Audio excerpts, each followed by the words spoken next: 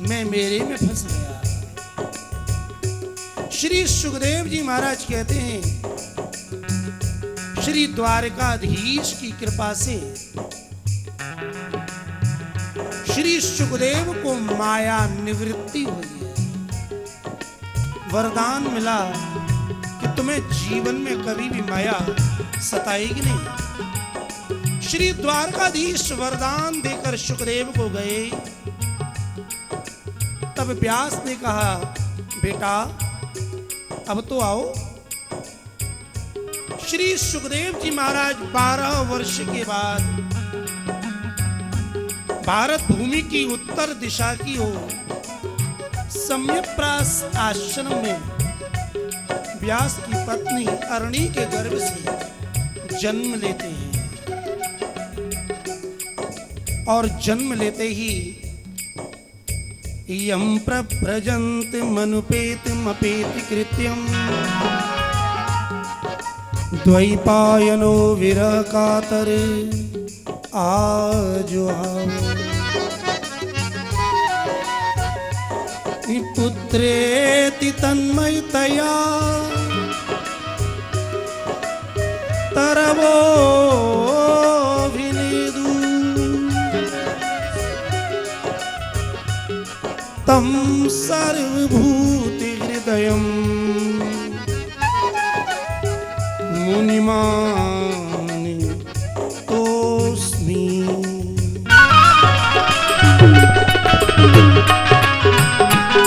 बोलिए श्री सुखदेव जी महाराज हो।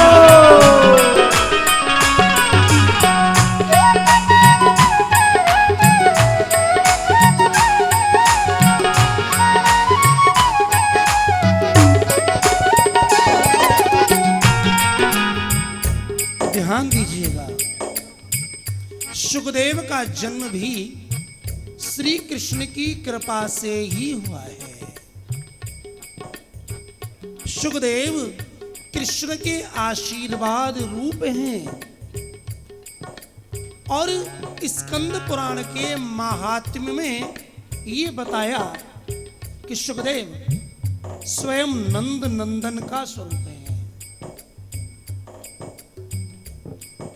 श्रीमद् भागवत के पीछे हम और आप देखते हैं 4 अध्यायों में भागवत के महात्म्य का वर्णन किया गया है। वहां ये बात बताई कि सुखदेव नंद नंदन का ही रूप है। जैसे ही जन्म लिया, संसार को छोड़ सन्यासी वेश की तरह चल दिए। न सर पर चोटी न शरीर पर लंगोटी, निर्ग्रंथ दौड़ लगाई। आगे आगे सुखदेव और पीछे पीछे उन्हें रोकने के लिए व्यास। द्वैपायनो विरह कातर आजुहाव। द्वैपायन ये व्यास का नाम है। द्वीप ही जिसका घर है। द्वीप माने जिसके चारों ओर जल हो, बीच में टापू हो, उसे द्वीप कहते हैं। जैसे अंडमान निकोबार द्वीप समूह, ऐसे ही व्यास का जन्म भी एक टापू पर हुआ है। वो टापू ही उसका घर है, द्वीप ही घर है। द्वीप एव अयनम यस्य।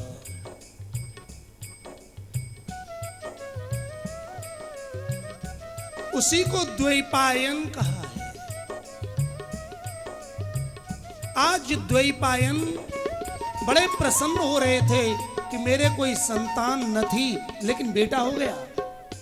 लेकिन वह प्रसन्नता, वो खुशी विरह में, दुख में बदल गई। जन्म लेते ही सुखदेव ने दौड़ लगा दी।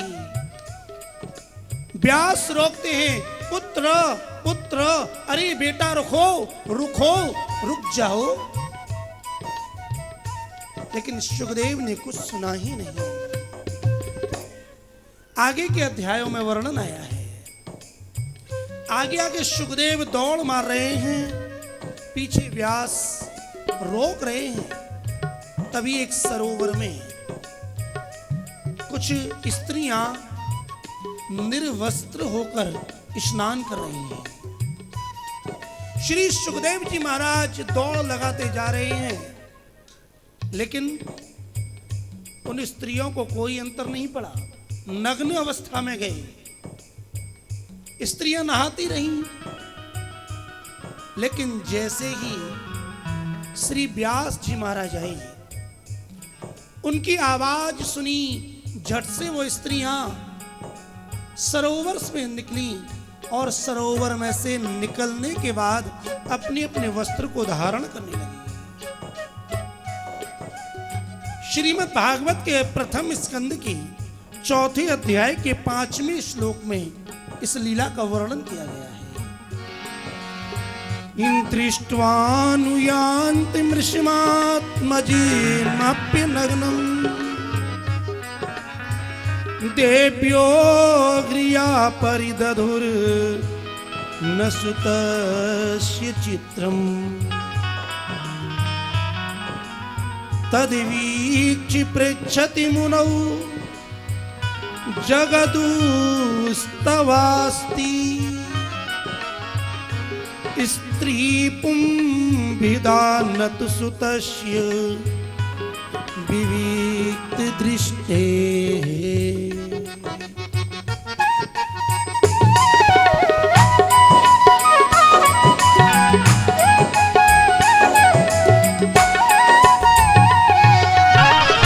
दृष्ट्वानुयान्ति मृषमात्मजमप्यनग्नं। नग्न अवस्था में स्त्रियां नहा रही हैं।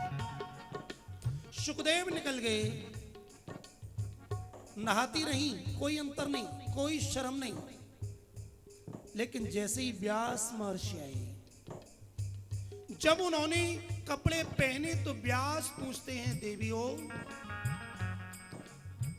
मैं तो तुम्हारे दादा परदादा की उम्र का हूं, मुझे देख करके लज्जा कर रही हो, लेकिन मेरा बेटा नग्न निर्वस्त्र तुम्हारे आगे से निकला, तुम्हें लज्जा नहीं आई? देवियों ने हाथ जोड़कर के व्यास जी से कहा, व्यास महर्षि हमारा अपराध क्षमा कीजिएगा, क्योंकि हम आपको उत्तर दे रही हैं। वो देवी जवाब देती हैं, स्त्री पुंभिदा नतु सुतस्य विवक्ति दृष्टे। स्त्री पुंभिदा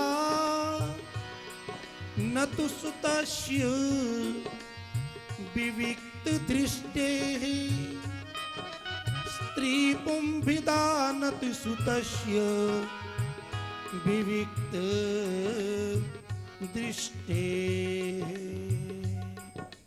हे व्यास जी महाराज, आपकी दृष्टि में भेद है। आप जानते हैं कि ये स्त्री है, ये पुरुष है, लेकिन आपकी जो पुत्र सुखदेव हैं, उनकी दृष्टि में कोई भेद ही नहीं है। सज्जनों, जिसकी जैसी दृष्टि उसकी वैसी सृष्टि। हमारी जैसी दृष्टि होगी, हमारे विचारों की सृष्टि भी ठीक वैसी ही होगी। शास्त्रों में वर्णन आया है, ये जगत एक है, लेकिन इसको देखने का नजरिया सबका अलग अलग है।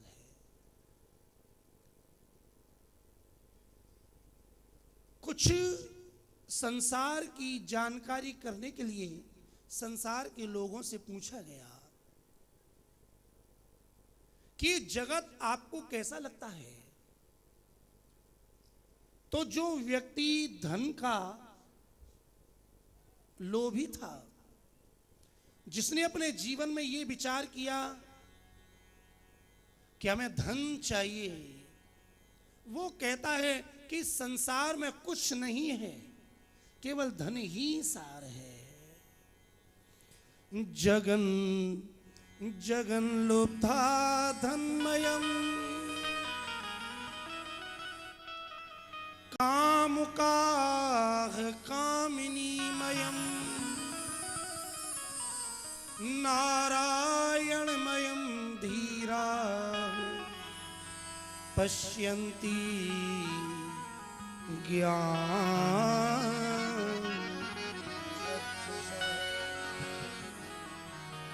जगन लुब्धा धनमयम, जो संसारी व्यक्ति है उसे जगत केवल पैसे रूप में ही दिखता है।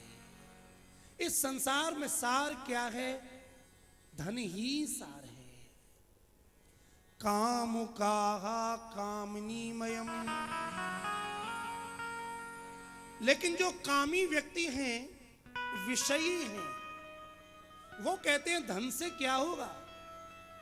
इस संसार का सार तो विषय भोग है, कामनियों का भोग है, स्त्रियों का भोग है। जगत एक ही है।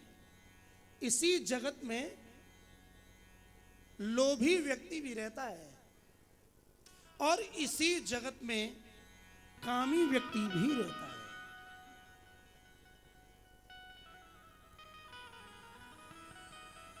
और इसी जगत में भगवान के भक्त भी रहते हैं। लोभी से पूछा तो उसने कहा जगत का सार ये जगत धनमय है। कामी से पूछा तो कामी ने कहा ये जगत कामिनीमय है। लेकिन जब भक्त से पूछा तो उसने कहा नारायणमयम धीरा, जो धैर्यवान धीर पुरुष हैं वो इस जगत को देखते हैं तो उन्हें इस जगत में धन नहीं दिखता, उन्हें इस जगत में कामनी नहीं दिखती, इस जगत में न दाम दिखता है उन्हें, न उन्हें इस जगत में काम दिखता है। उन्हें तो इस जगत में राम का दर्शन होता है। नारायणमयम धीराः पश्यन्ति ज्ञानचक्षुषः। धैर्यवान व्यक्ति धीर पुरुष ज्ञान की दृष्टि से जब देखते हैं तो न तो उन्हें काम दिखता है न उन्हें दाम दिखता है, उन्हें तो सर्वत्र राम ही दिखता है, सर्वत्र नारायण है। इस जगत को हम भी देखते हैं और इसी जगत को गोस्वामी तुलसीदास जी महाराज भी देखते थे। गोस्वामी महाराज जब इस जगत को देखते तो इस जगत को देखने से पूर्व अपने दोनों नेत्रों को बंद कर लेते। सज्जनों, अनुभव करना संसार को कैसे देखना चाहिए। अपने दोनों नेत्रों को बंद किया और अपने दोनों नेत्रों में अपने प्यारे प्रभु श्री सीताराम जी को बसाया। जब दोनों नेत्रों में श्री सीताराम जी महाराज बस गए अच्छी तरह से, तब उन्होंने अपने नेत्रों को खोला और जब नेत्रों को खोला तो जहां भी देखा उन्हें श्री सीताराम जी महाराज का ही दर्शन होता है। जब सब जगह श्री सीताराम जी महाराज को देखा तो जहां भी देखते तो उन्हें भगवान का ही दर्शन होता। अपने दोनों हाथ उठाते सभी को नमन करने लगते। गोस्वामी तुलसीदास जी महाराज रामचरितमानस में अपनी स्थिति का वर्णन करते हैं।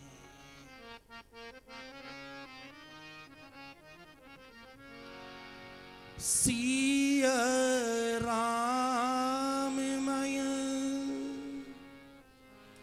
सभी जग जानी,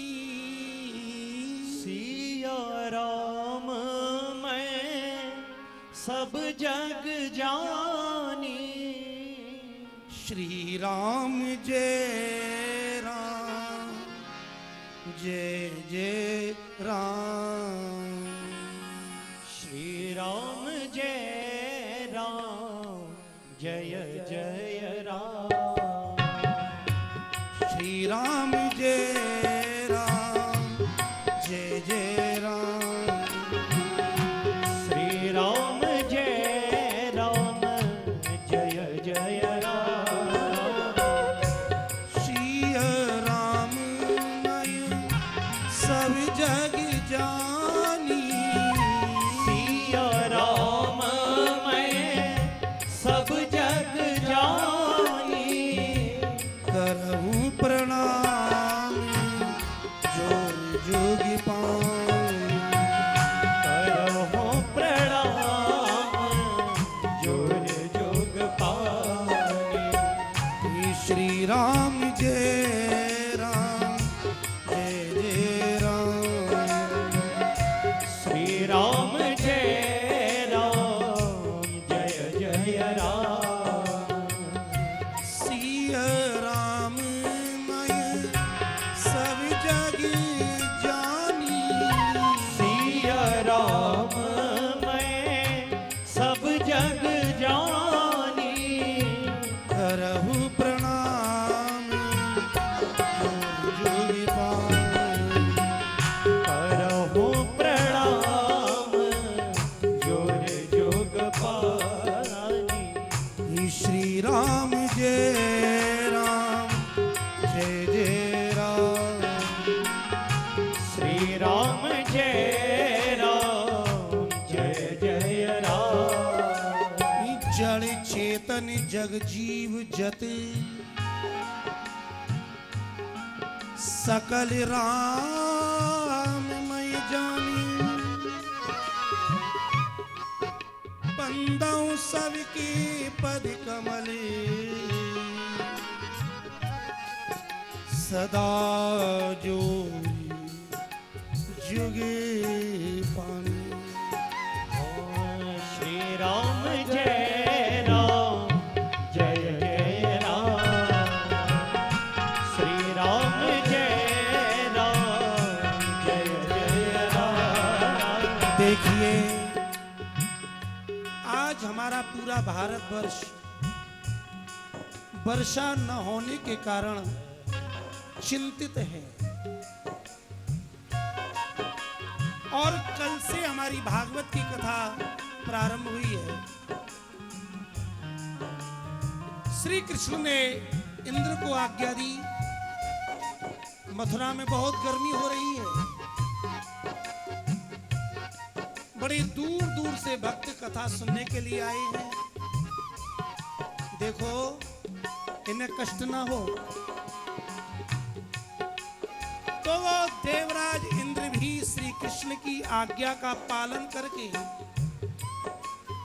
श्रीमद् भागवत की कथा में अपनी हाजिरी लगाने के लिए पधार रहे हैं।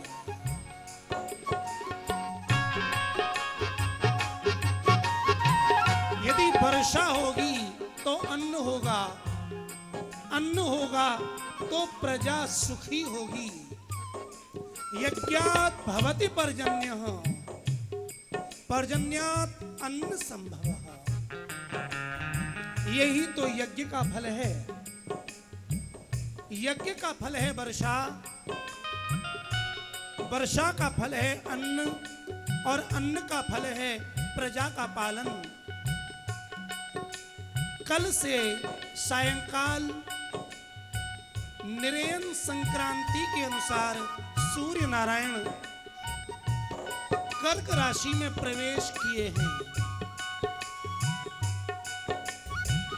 वर्षा ऋतु प्रारंभ हुई है और भगवान की कृपा से ये सावन भी सूखा नहीं रहा, भीगने लगा। तो आप भी जरा राम के नाम की धुन में भीगिएगा और कथा का लाभ लीजिए। लेकिन कैसे? अपने दोनों हाथ उठाओ और ताली सेवा करो।